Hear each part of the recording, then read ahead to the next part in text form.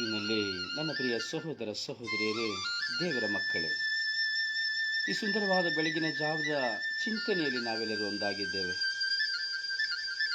ಚಿಂತನೆ ಎಂಬತಕ್ಕಂಥದ್ದು ನಾವು ನಮ್ಮನ್ನು ಹಾಗೂ ಈ ಲೋಕವನ್ನು ಅರಿತುಕೊಳ್ಳುವಂಥದ್ದು. ದೇವರ ವಾಕ್ಯವು ನಮ್ಮೊಂದಿಗೆ ಪದೇ ಪದೇ ಚಿಂತನೆಯನ್ನುಂಟು ಮಾಡುತ್ತದೆ. ವ್ಯಕ್ತಿಗಳಾಗಿರುವಂಥ ನಾವು ಮತ್ತೊಬ್ಬರನ್ನು ಆಶ್ರಯಿಸಿಕೊಳ್ಳುವಂಥದ್ದು ಒಂದು ಸಹಜವಾದಂತಹ ಸ್ವಭಾವ.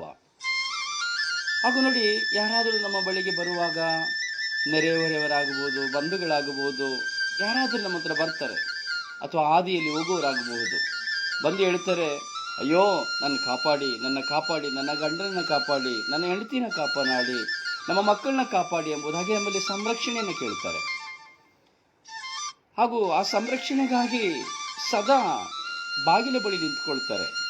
ಪದೇ ಪದೇ ನಮಗೆ ಕರೆ ಮಾಡ್ತಾರೆ, ಪದೇ ಪದೇ ನಮ್ಮನ್ನು ಕೇಳ್ತಾ ಇರ್ತಾರೆ, ನನ್ನನ್ನು ಕಾಪಾಡಪ್ಪ, ಅಯ್ಯೋ ನೀನೇ ನನ್ನ ದೇವರು, ನನ್ನ ಕಾಪಾಡು, ನನಗೆ ನೀನು ಬಿಟ್ಟರೆ ಯಾರೂ ಇಲ್ಲ, ನನಗೆ ನೀವೇ ಇಲ್ಲ ಎಂಬುದಾಗಿ ಒಬ್ಬೊಬ್ಬ ವಿನಯಶೀಲನಾಗಿರುವವನು ಅಥವಾ ಒಂದು ಸಮಸ್ಯೆ ಕಷ್ಟ ಗೊಂದಲದಲ್ಲಿರುವವನು ಕೇಳುವುದನ್ನು ನಾವು ನೋಡುತ್ತೇವೆ ವಾಡಿಕೆಯಾಗಿ.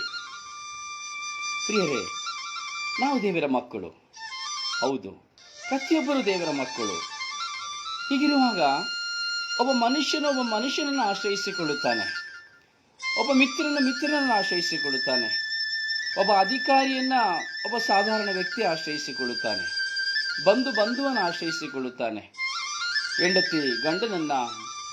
ಹೆಂಡತಿ ಮಕ್ಕಳು ಗಂಡನನ್ನ, ಹೀಗೆ ಮಕ್ಕಳು ಕುಟುಂಬವನ್ನು ಆಶ್ರಯಿಸಿಕೊಳ್ಳುವುದು ಸಹಜ ಸ್ಥಿತಿಯಾಗಿದೆ. ಎಲ್ಲರೂ ಮನುಷ್ಯರನ್ನು ಆಶ್ರಯಿಸಿಕೊಂಡು ಮನುಷ್ಯನು ಕೊಡದೇ ಇರುವಾಗ ಅಥವಾ ಮನುಷ್ಯನು ಸಹಾಯ ಮಾಡದೇ ಇರುವಾಗ ನಾವು ಅವನನ್ನು ತೆಗಳುತ್ತೇವೆ, ದೂಷಿಸುತ್ತೇವೆ, ನಿಂದಿಸುತ್ತೇವೆ, ತಿರಸ್ಕರಿಸುತ್ತೇವೆ. ಆದರೆ ನಾವು ಒಂದು ವ್ಯಕ್ತಿಯ ಬಳಿ ಹೋಗಲು ನಿರಾಕರಿಸುತ್ತೇವೆ. ಒಬ್ಬ ಮನುಷ್ಯನನ್ನು ಪದೇ ಪದೇ ಕಾಡುತ್ತೇವೆ, ದಿನವಿಡೀ ಅವರ ಬಾಗಿಲ ಬಳಿಯಲ್ಲಿ ಹೋಗುತ್ತೇವೆ ಅಥವಾ ದಿನವಿಡೀ ಕರೆ ಮಾಡುತ್ತೇವೆ. ಆದರೆ ದೇವರ ಬಳಿ ಆ ಸಹನೆಯಿಂದ ಹೋಗಲು ನಮಗೆ ಸಾಧ್ಯವಾಗುವುದಿಲ್ಲ. ಕಾರಣ, ನಮಗೆ ದೇವರಲ್ಲಿ ಅಚಲವಾದ ವಿಶ್ವಾಸವಿಲ್ಲ. ಕೀರ್ತನೆಗಾರ ಹೇಳುತ್ತಾನೆ, 86ನೇ ಅಧ್ಯಾಯದಲ್ಲಿ 1ನೇ ವಾಕ್ಯವನ್ನು ಧ್ಯಾನಿಸುವಾಗ ಕೀರ್ತನೆಗಾರನ ನುಡಿಯಾಗದೆ, ಕಾಪಾಡು ಪ್ರಭು, ನಾನಿನ್ನ ಭಕ್ತನು. ಕೀರ್ತನೆಗಾರ ಹೇಳ್ತಾ ಇದ್ದಾನೆ, ಸ್ವಾಮಿ ಕಾಪಾಡಿ, ನಾನು ನಿನ್ನ ಭಕ್ತ. ನೋಡಿ, ನಾವು ಸಹ ಹೇಳ್ತೀವಲ್ಲ, ನಾನು ನಿಮ್ಮ ಫ್ರೆಂಡ್ ಅಲ್ವಾ, ನಾನು ಯಾರು ಅಂತ ನಿನಗೆ ಗೊತ್ತಿಲ್ವಾ, ನನ್ನ ಬಗ್ಗೆ ನಿನಗೆ ಗೊತ್ತಿಲ್ವೇನೆ, ನಾನು ನಿನ್ನಷ್ಟು ಪ್ರೀತಿಸ್ತೇನೆ ಗೊತ್ತಿಲ್ವೇನೆ ಎಂಬುದಾಗಿ ನಮ್ಮ ಅಳಲನ್ನು ತೋಡಿಕೊಳ್ತೇವೆ. ಹಾಗೆ ಕೀರ್ತನೆಗಾರ ಹೇಳ್ತಾ ಇದ್ದಾನೆ, ಕಾಪಾಡು ಪ್ರಭು, ನಾನು ನಿನ್ನ ಭಕ್ತನಾಗಿದ್ದೇನೆ, ಉದ್ಧರಿಸು, ನಂಬಿದಂತಹ ದಾಸನ ನಾನಾಗಿದ್ದೇನೆ. ದಾವೀದನು ದೇವರ ಮುಂದೆ ಕುಳಿತುಕೊಂಡು ತನ್ನನ್ನು ಸಂಪೂರ್ಣವಾಗಿ ದೇವರಿಗೆ ಸಮರ್ಪಿಸಿ ಹೇಳ್ತಾ ಇದ್ದಾನೆ, ಸ್ವಾಮಿ, ಇನ್ನು ನನ್ನ ಜೀವಿತದಲ್ಲಿ ನನ್ನನ್ನು ರಕ್ಷಿಸುವವರು ಯಾರೂ ಇಲ್ಲ, ಯುದ್ಧದಲ್ಲಿ ನನಗೆ ಜಯವನ್ನು ಕೊಡುವವರು ಯಾರೂ ಇಲ್ಲ, ಸ್ವಾಮಿ, ನನ್ನ ಪಾಪಪರಾಧಗಳಿಂದ ನನಗೆ ಬಿಡುಗಡೆಯನ್ನು ಕೊಡುವವರು ಯಾರೂ ಇಲ್ಲ. ಕೇಳುತ್ತಾನೆ ದಾವೀದ, ಕಾಪಾಡು ಪ್ರಭು, ಕಾಪಾಡು, ನಾನು ನಿನ್ನ ಭಕ್ತನಾಗಿದ್ದೇನೆ, ನಾನು ನಿನ್ನ ಚರಣದಾಸನಾಗಿದ್ದೇನೆ, ನಾನು ನಿನ್ನ ಪ್ರೀತಿಸುವವನಾಗಿದ್ದೇನೆ, ನಾನು ನಿಮ್ಮನ್ನು ಹಿಂಬಾಲಿಸುವವನಾಗಿದ್ದೇನೆ. ಸ್ವಾಮಿ, ನೀನು ನನ್ನನ್ನು ಉದ್ಧರಿಸು, ನಾನು ನಿನ್ನನ್ನು ನಂಬಿದ್ದೇನೆ, ನಾನು ನಿನ್ನ ದಾಸನಾಗಿದ್ದೇನೆ ಎಂಬುದಾಗಿ ದಾವೀದ ಈ ಕೀರ್ತನೆಗಾರನ ಮೂಲಕವಾಗಿ ದೇವರ ಮುಂದೆ ಕುಳಿತುಕೊಳ್ಳುತ್ತಾ ಇದ್ದಾನೆ. ಒಂದು ಕ್ಷಣ ನಾವು ಚಿಂತಿಸೋಣ, ನಾನು ಎಷ್ಟರ ಮಟ್ಟಿಗೆ ದೇವರ ಮುಂದೆ ನಾನು ಕುಳಿತುಕೊಳ್ತಾ ಇದ್ದೇನೆ, ನನ್ನ ಸ್ವಾರ್ಥ ಜೀವಿತಕ್ಕಾಗಿ ಕುಳಿತುಕೊಳ್ತಾ ಇದ್ದೇನೆ ಅಥವಾ ನನಗೂ ದೇವರಿಗಿರುವಂತಹ ಸತ್ಸಂಬಂಧಕ್ಕಾಗಿ ನಾನು ಕುಳಿತುಕೊಳ್ಳುತ್ತಾ ಇದ್ದೇನೆ. ಉದ್ಧರಿಸುವಂತಹ ದೇವರು ಪ್ರಿಯರೇ, ಮನುಷ್ಯನಲ್ಲ. ಮನುಷ್ಯ ಹೇಳುತ್ತಾನೆ, ನಾನು ಉದ್ಧರಿಸುತ್ತೇನೆ, ನಾನಿದ್ದೇನೆ, ಭಯಪಡಬೇಡ, ನಾನು ನಿನಗೆ ಸಹಾಯ ಮಾಡ್ತೇನೆ, ನಾನು ನಿನಗೆ ಬಟ್ಟೆ ಕೊಡ್ತೇನೆ, ನಾನು ನಿನಗೆ ಊಟ ಕೊಡ್ತೇನೆ, ಅಥವಾ ಸಾಕಷ್ಟು ನಮಗೆ ವಾಗ್ದಾನಗಳು ಮಾಡುವಂತಹ ಮನುಷ್ಯ.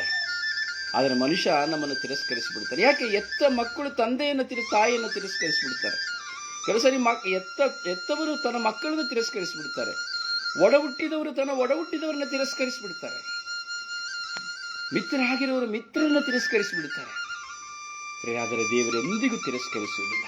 ಆ ದೇವರ ಬಳಿ ನಾವು ಕುಳಿತುಕೊಳ್ಬೇಕು. ದೇವಾ, ನನ್ನನ್ನು ಉದ್ಧರಿಸು, ಸ್ವಾಮಿ, ನಾನು ನಿನ್ನನ್ನು ನಂಬಿದ್ದೇನೆ, ಸ್ವಾಮಿ, ನಾನು ನಿನ್ನ ದಾಸನಾಗಿದ್ದೇನೆ, ಚರಣದಾಸನಾಗಿದ್ದೇನೆ, ಕಾಪಾಡು ಸ್ವಾಮಿ ಎಂಬುದಾಗಿ. ನೋಡಿ, ಆ ಬರ್ತಿಮೇಯನು ಹುಟ್ಟು ಕುರುಡನಾಗಿದ್ದನು, ಅವನಿಗೆ ಕಣ್ಣು ಕಾಣುತ್ತಾ ಇರಲ್ಲ, ದೇವರ ಮುಂದೆ ಹೋಗುತ್ತಾನೆ, ಸ್ವಾಮಿ ಮುಂದೆ ಹೋಗುತ್ತಾನೆ, ಸ್ವಾಮಿ, ದಾವೀದ ಪುತ್ರರೇ, ನನ್ನ ಮೇಲೆ ಕರುಣೆ ತೋರಿರಿ, ನನ್ನ ಮೇಲೆ ದಯೆ ತೋರಿರಿ ಎಂಬುದಾಗಿ ಕೂಗುತ್ತಾನೆ, ಕಿರಿಚುತ್ತಾನೆ.